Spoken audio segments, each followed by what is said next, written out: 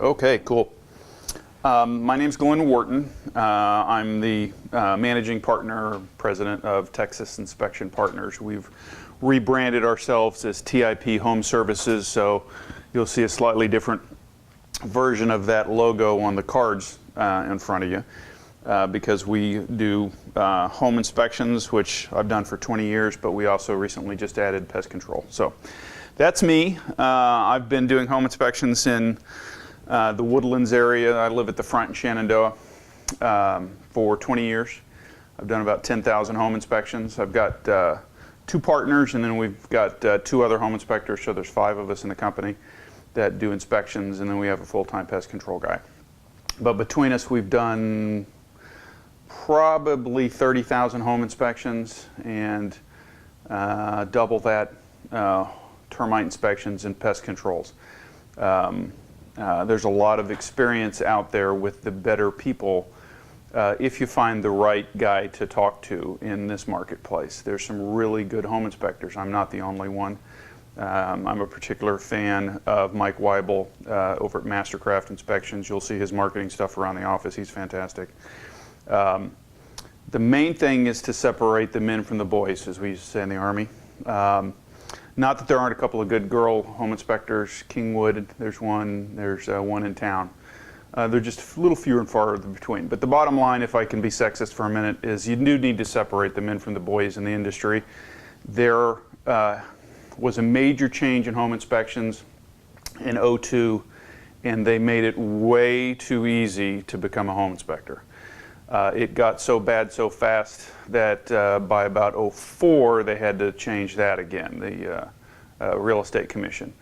And as a result, about that time I started teaching a class on how to separate home inspectors, how to judge home inspectors, what are the things, the commonalities that we all have, those of us that have experience. So let's jump into it, and please interrupt me at any point that I am blasting past something too fast. This class is actually normally done in about an hour and a half, so we have some extra time, so I'll try and cover everything, but if I discuss something too much in one area and skip another, please let me know. But this is what I like to cover. I think it's as important to know what we can't do for you than what we can do for you. There is, frankly, a lot of confusion about that.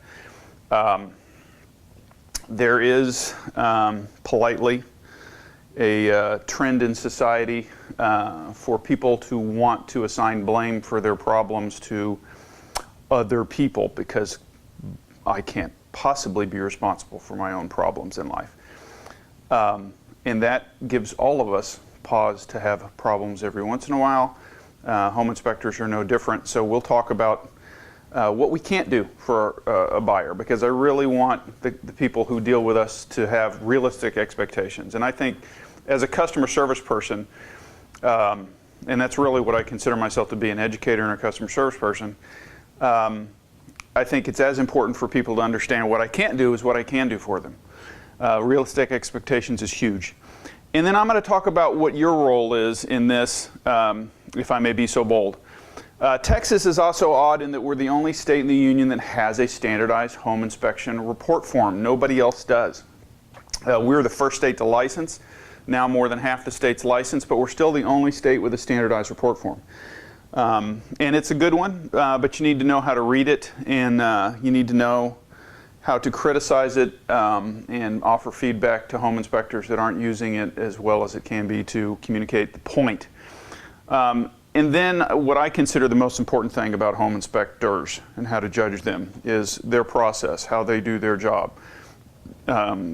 There's got to be a process, and if people who don't have a process for doing anything, from how you handle clients to how I approach a house, are opening themselves up for the opportunity to get in trouble.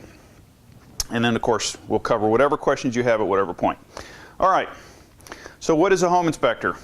If you look at our License Act, and I really encourage you to read our License Act. First order of business is, you guys know we're licensed by the same organization that licenses you, right?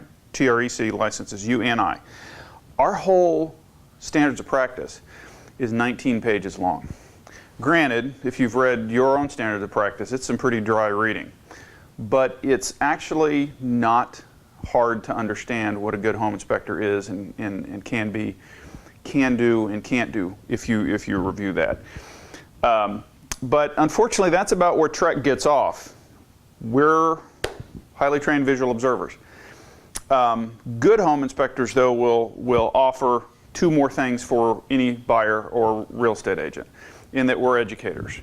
A lot of first-time home buyers. The economy is such that a lot of younger and younger couples all the time are buying their first house. Singles are buying their first house, as I understand. Single women is one of the largest growing groups of buyers. But everybody's got to buy a house for the first time once. And a lot of times they don't really understand everything about a house. So a good home inspector does not mind slowing down and taking the time to go through a house. I'll tell you, I have a reputation for being one of the slowest home inspectors out there, besides some of the engineers. And it's simply because I want to explain everything to people. You know, and I can go a little faster with somebody buying their 14th house, not uncommon and with all the oil field people. But when there's a first-time home buyer buying a 2,100 square foot house, that house ought to take me 2.5 hours to finish up, and I'd take 4 hours to do that sometimes. If they have questions, they need to be answered. The key is that the home inspectors that are really good will offer that without having to be asked.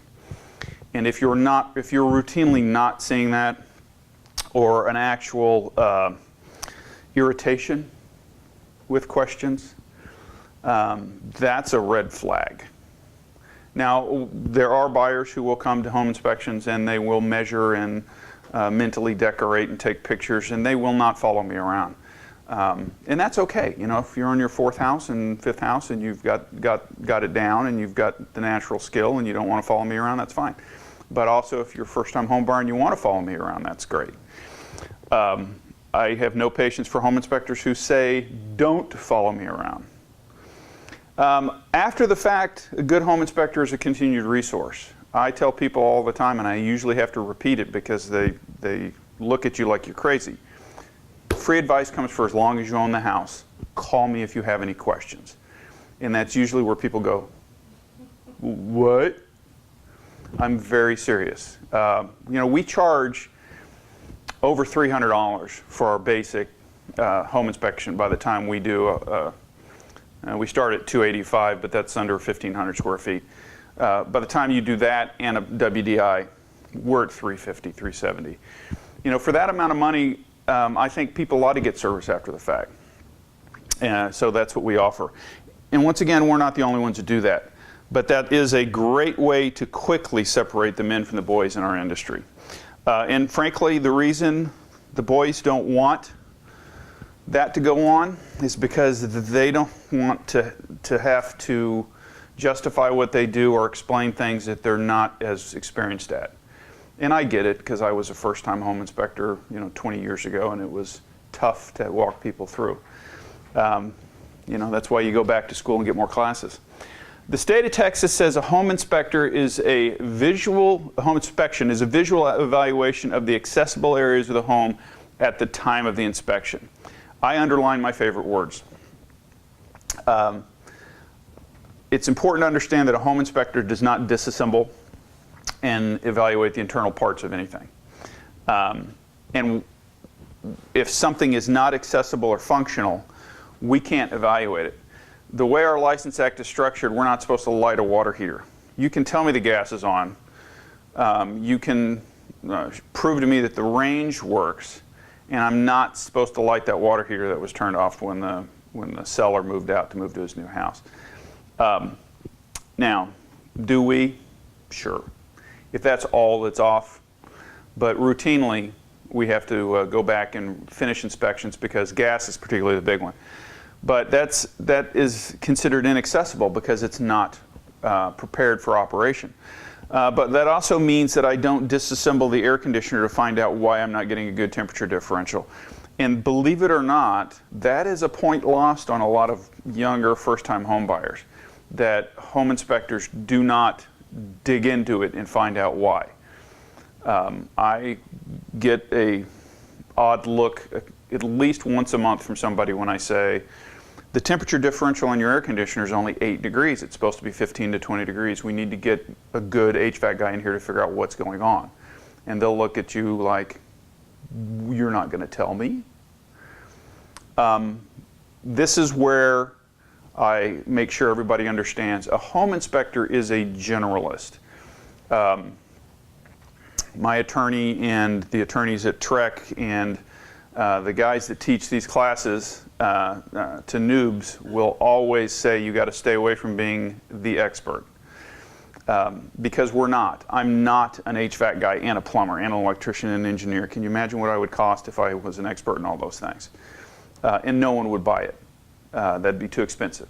So I am a generalist. It's my job to take a general knowledge of every area of a home and focus a buyer on the areas that should be of concern from our perspective.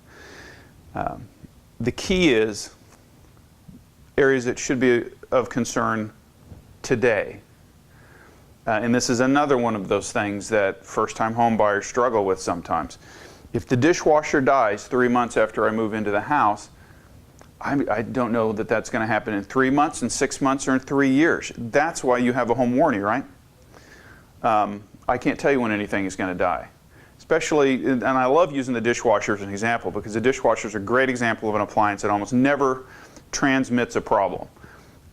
Compressors on air conditioners will usually transmit a problem. They'll vibrate, they'll whine, your temperature differential will be off. There's usually evidence leading up to the fact that it dies on you.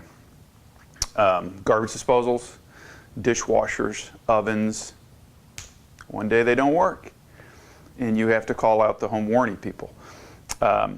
Or if you're 2-3 years into a house, you just have to buy a new one. But the bottom line is, this is when occasionally we get that phone call, why didn't you tell me? And believe it or not, we get this phone call once a year. Why didn't you tell me my dishwasher was going to die? When did we do your home inspection? January. It's October. Why didn't you tell me it was going to die in October? And I have a very polite conversation. You can guess what I want to say, but we don't say it. We say, that's why you have a home warranty. Certain things we can't do. Now, code is always an interesting thing, particularly to builders. We all know the code book. Our test is based on the code book, believe it or not. Much more so than your test. You have issues of law and agency in your test, but our entire test is code, literally. But that doesn't make us code inspectors. Now, it's very handy to understand the code when we're talking about new construction. It is unfortunately, and this is where I separate from a lot of my experienced peers, this is also a double-edged sword.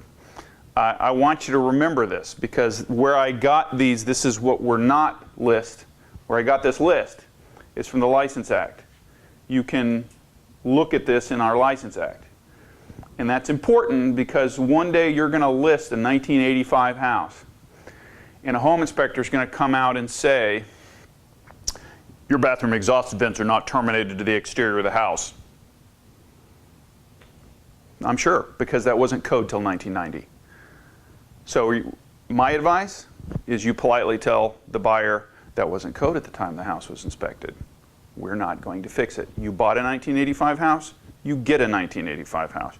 You want a new house? Go out to Wood Forest, spend the extra $40,000 on a new house, or $50,000 or $100,000, whatever the price difference is. Code, knowing the code differences is important. Good morning. Good morning. And this is the first question. If you ever, frankly, get a home inspection where there's some contention between whether or not something needs to be repaired, the first question you need to ask somebody, an experienced agent, call me, call your favorite home inspector, and ask, was this a rule when this house was built? We'll talk about this as it comes up through some other items here through the inspection. The state will also tell you that a home inspector is not technically exhaustive, intrusive, or destructive, because those words mean specific things. Technically exhaustive means when I find the air conditioning temperature differentials not right, I'm going to break it down and find out why. Needless to say, that's the job of a licensed HVAC contractor. Intrusive or destructive comes up frequently when there's a stain on the wall, or more commonly, there's a stain on the ceiling of the garage, and there's not a bathroom above us. It's a lot easier when there's a bathroom above us, particularly a tub, and there's a 4-year-old in the house. Somebody who splashed out of the tub, or overflowed the tub, or we had a toilet problem. And they can remember that. Great, we know what that is. But the fun ones are where there's no bathroom overhead. It's happened to me last week. There's no bathroom there. There's no cellar there. House is empty. We have no idea where that stain came from. Am I going to cut out the sheetrock and look for where that stain came from? Of course not. I can't do that. Could somebody do that? Yes. Does somebody need to do that? We all carry moisture meters, so if it's dry like it was last week, no. People tend to paint water repairs too early. Sheetrock's thick. You get a leak, you got to give it 3 weeks before you can paint it. Otherwise, you'll paint, it'll go away. A week later, it'll look like stained coffee because the moisture that was trapped in there will have leached through. That is why we have so many stains that read 0% moisture. As an example, many times younger buyers will be very concerned that we can't find out what's behind that. And this is where we have to have a discussion that you never get 100% of the answers you want in life, in anything, right? And home purchases are no different. I cannot predict the future. I don't know what's going to happen, just like we talked about earlier with the death of a dishwasher. And then as a listing agent, this is important. Home inspections are not transferable. I used to teach legal and ethics to realtors, and I've also taught home inspectors at the school. So I know that your rules say that you're supposed to gain all knowledge available on a house. So if you're the listing agent and a house is inspected and the deal falls through, whether it's because of the inspection or financing, you're obligated to try to get a hold of that report to disclose to subsequent buyers. That doesn't mean that I'm going to stand behind that inspection report for the next buyer. We regularly tell people a home inspection is really only accurate until my taillights are out of sight. And I know that sounds bad because we regularly say things impolite about electricians and plumbers who have the same idea about warranties, or builders. But unfortunately, somebody's living in this house, and if the dishwasher works today, this happened to me about 10 years ago, the seller's kid can try to use that dishwasher, or in this case the grandchild, for a stepladder to find out what grandma is mixing in a bowl on the counter and break that door down to the ground. Happened 2 weeks after I left, but before the next buyer. And that next buyer didn't get an inspection. They relied on my inspection and called me to yell at me because the dishwasher was... It's not transferable. The buyer pays for the home inspection. It is their work product. That deal falls through. It ends up in your lap. That does not mean that that the next buyer can skip a home inspection. Frankly, for the same reason that you have new homes inspected. If you haven't yet, you will eventually here, as you're starting out, sell a new construction home. And you will find out that the builder has it inspected at 3 points, and you will say to the salesperson, "Can I see the inspection report?" And they will say, "No." They will not show you any of those reports. Even if you could, I have the same attitude towards their reports that I do towards my own reports. That person didn't work for you. They don't represent your interests. Get another one. And I don't like when my home inspection is used as an escape hatch from a case of buyer's remorse. Sure, it could be an escape clause from a home purchase that they've now decided that they don't want. But don't blame it on the home inspector when it's buyer's remorse. Tell the other agent it's buyer's remorse and they're using the home inspection to exercise their option. It happens. If it hasn't happened to you yet, it will. The end result is they'll buy a house from somebody else and you'll sell the house to somebody else and it'll all be a funny story. There's no reason to blame it on the home inspector. I've been yelled at. We've actually had complaints lodged against us with the state for killing a deal.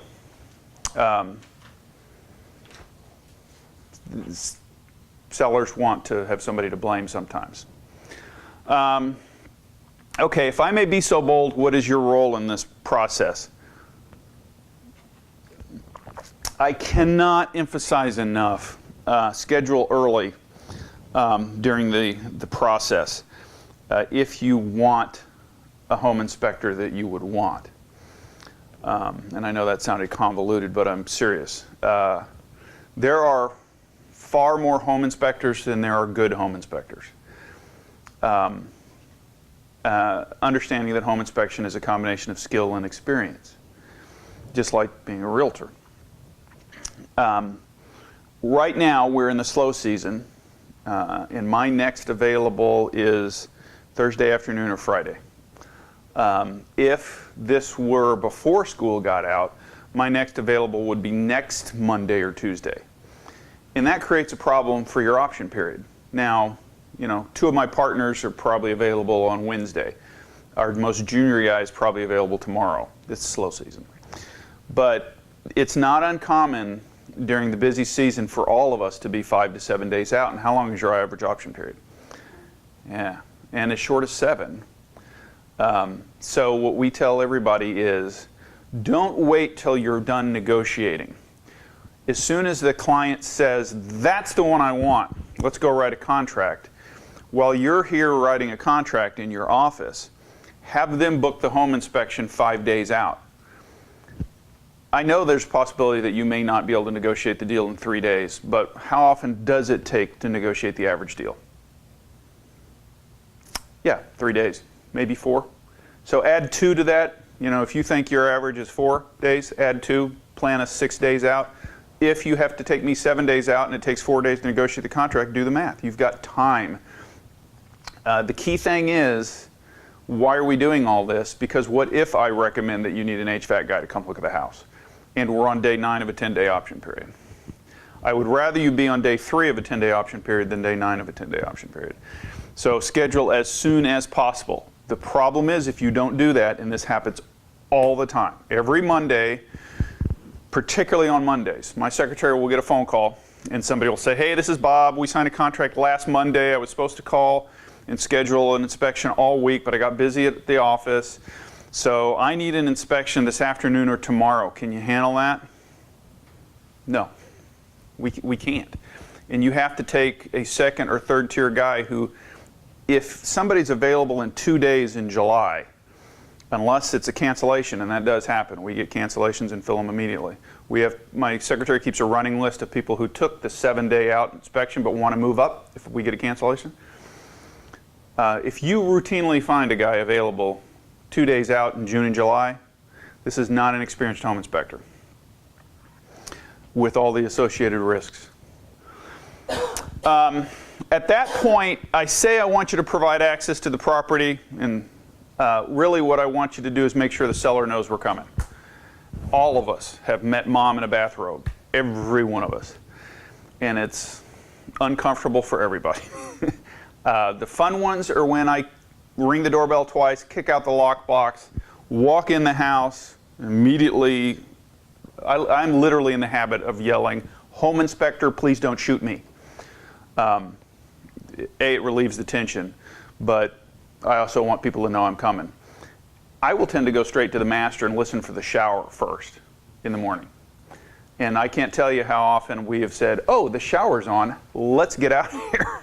And I go and start on the exterior and ring the doorbell occasionally because she's in the shower, she didn't hear anything. It happens. Last Friday they didn't know we were coming. Good news is everybody was dressed and up. But they need to know I'm coming. The seller needs to know I'm coming. We don't coordinate that. When you call us, my secretary will book the inspection, take all your contact information, the buyer's contact information, whichever one of you called the book. But the last thing she'll do is she'll either ask the buyer to talk to the agent or she'll call you as the buyer's agent and make sure you know when the inspection is so that you can coordinate with the selling agent. We don't know who the selling agent is, and traditionally in the Houston area, it's not considered our job. It's considered the buyer's agent job to coordinate with the listing agent. And that is a problem. You're coming from California. There are other parts of the country where people will come in and the first time they deal with us, there's a miscoordination because in their marketplace, it was very common for us to call the selling agent. And we could pull it off HAR, it's just that's not the way it's done. It's generally because of all the other stuff you guys have to coordinate with each other. That's just considered part of it. Between title company stuff, which I know nothing about, and all the other negotiations that go on, that's something you handle. I can't stress utilities enough. Your seller will turn off the gas and not tell you. This is South Texas. All you really need is water in case somebody uses the bathroom and air conditioning, right? If a house is vacant, what in the heck do you need gas for? That's what the lister's thinking if he's going to be sitting on an empty house for 3 months. So he'll turn the gas off. It saves him about $35 a month. Is a major pain in the butt for a home inspector. I can probably twice a month I have to call the buyer's agent and say the gas is off. Same thing happens every time. No, it's not. The listing agent said all the utilities were on. I'm looking at the meter. There's a peg in the meter. If I call you and tell you the gas is off, trust me, it's off. It's off. The lister didn't tell the listing agent, so the listing agent knew the utilities were all on. If you have a listing and your lister moves on to another house, be sure to have that chat with them and let them know that worst case scenario, market conditions change. If it ends up sitting on the house on the market for 6 months, if you decide to change the utility status, you got to tell me. It's not suggested. I've had agents in this office tell me that there was a legal change last year that if the utilities are turned on during a listing, they can't be turned off. I don't know how true any of that is. That supposedly, because of problems with foreclosures, the legislature tried to pass a law or did pass a law trying to force utilities to be left on because it has created such a problem for selling houses, and that's can affect property values, which can affect taxes. So the city doesn't want things turned off, supposedly. If you can't relax and give feel like you can give the inspector freedom to perform an inspection, then you're using the wrong home inspector. I can't stress this enough. You should be able to either come at the beginning of the inspection, say hi, make sure everybody's in, make sure everybody's happy, and leave, knowing later in the day you're going to get an inspection report that you can rely on, or you're using the wrong home inspector. Now, I say that carefully because you're not using the home inspector, your buyer is. And you only have so much control over that. So there will be times where you will groan because of the selection made by your buyer. But you'd be surprised how much power you have to steer that politely, he says, because he's on camera. You will provide a list of 3 good inspection firms that everybody in the office pretty much has a consensus, are not schmucks. And hopefully they'll pick those and you can relax. But every once in a while they'll pick somebody who you've heard writes War and Peace, doesn't answer the phone. And yeah, sometimes you're not going to be able to relax. But if you coach your client, once again, it's an education thing. If you coach your client, give your client good information on how to pick good home inspector, help them to understand the right questions to ask on the phone, and actually look at a sample report. And we'll talk about sample reports here in a minute, or reports in a minute. One of the best ways to separate and to get your client to understand is to keep some reports on file. And for those of you that haven't done a lot of inspections here yet, you can certainly talk to your peers around the office and get some examples. And frankly, I believe that's the best way to help coach a client, because they'll look at it and they'll know. I wouldn't mind reading something that's laid out like this. This will kill me.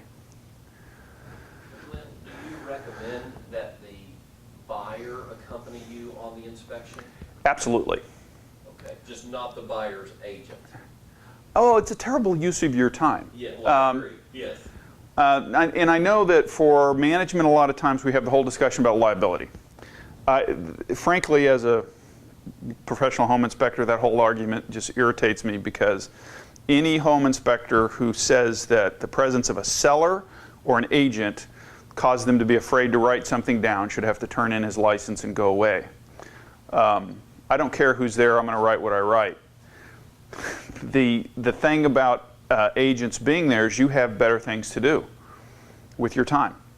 There are agents in this office who show up at the beginning. The Lips, Sissy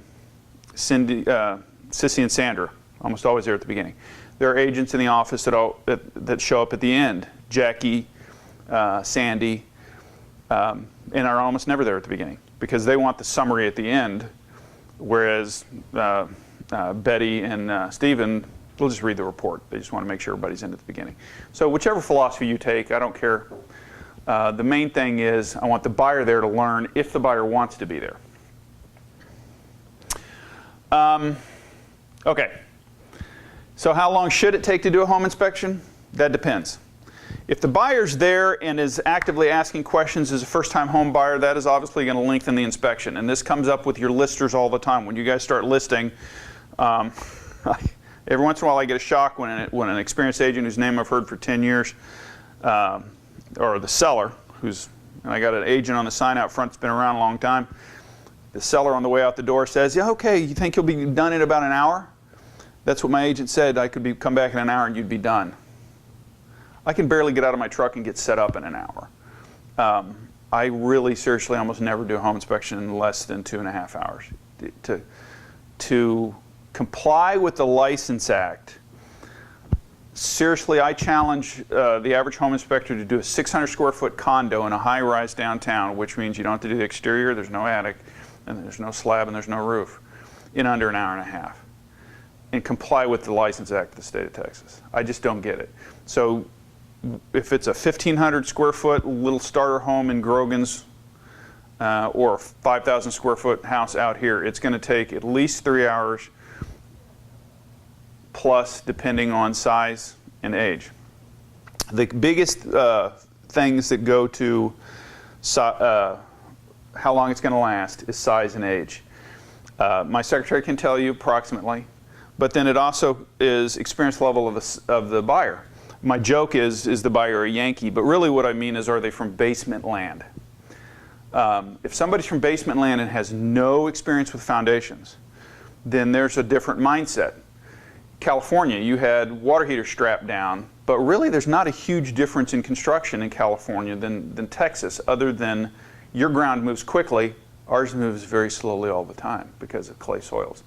So there's a lot of similarities. Basement land, on the other hand, if anybody's coming from the East Coast, that's a whole different thing. We have to have a 5-minute discussion on radon. Anybody ever dealt with radon? It's an East Coast thing. It's a colorless, odorless, radioactive gas that gets caught in basements, and it's toxic. So people come from basement land and ask, we're not doing a radon test. Why aren't we doing a radon test? We have to go through that whole discussion. So, if you don't mind, because I come from basement land originally. mm-hmm. So on a slab foundation, the radon is not as much of an issue? The reason radon's an issue up north is because the holes in a foundation in the basement, sumps and all the rest of that, and then the basement is a collection point because radon tends to sit along the Earth's surface. Okay. Plus rockier soils on the East Coast allow the radon to come up through that. Yes. Clay soils here, I kind of joke, it's like a rubber glove on the Earth's surface. Our radon comes up through northern Louisiana. Radon doesn't come up through here as much. The only place, back when we did radon tests for transferees, the closest we ever got to the EPA concern level was 10% of that concern level along a fault on the west side of Houston, the Long Point Fault. We just never see radon here at all. All right, thank you. Yeah. And then, of course, we get into issues of how old the house is it in decent shape? if a house has been poorly maintained, it'll take a long time. I did a 1985 house Friday that was being sold by the original owner. Had all original wood on it. It was gorgeous, 3,000 square foot, and it took me far less time than a 1985 3,000 square foot house should because it was well maintained. I hate to tell you though that in the humid South, that's the exception rather than the rule. So if you tell me a house is 3,000 square foot in 1985, my secretary adds $25 for the extra time because we know that this is going to be rot and other issues associated with a 1985 house. Yeah, and those good rules of thumb down there for timing. If you have a client who's they're on their 5th or 8th house, they're working downtown, they're only going to show up at the end, we generally will send them a confirmation email that says if you're going to show up at the end, inspection starts at 8:30, try to be there at 11. That really kind of depends for us which of the 5 of us are doing the home inspection. So what we really do is we try and coordinate by cell phone and find out how much warning do I need to give you to get to the house if you're only going to show up at the end. Because we do have experienced buyers who only want to really be there at the end with their agent. And that's okay. But cell phone communication to coordinate that is a lot better than them trying to guess what time I'm going to be done.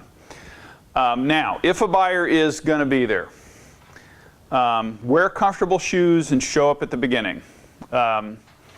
Feel free to ask as many questions. And this is, once again, a red flag. If the home inspector doesn't want this to happen, then that's a huge red flag for me. It's absolutely a learning experience for your younger buyers. And I would argue, frankly, your more experienced buyers. In my perfect world, every buyer shows up to every inspection and I think we're good. Thank you. Appreciate it. Every buyer shows up to every home inspection and stays till the end in my perfect world. Because even somebody who is born and raised in Houston is in on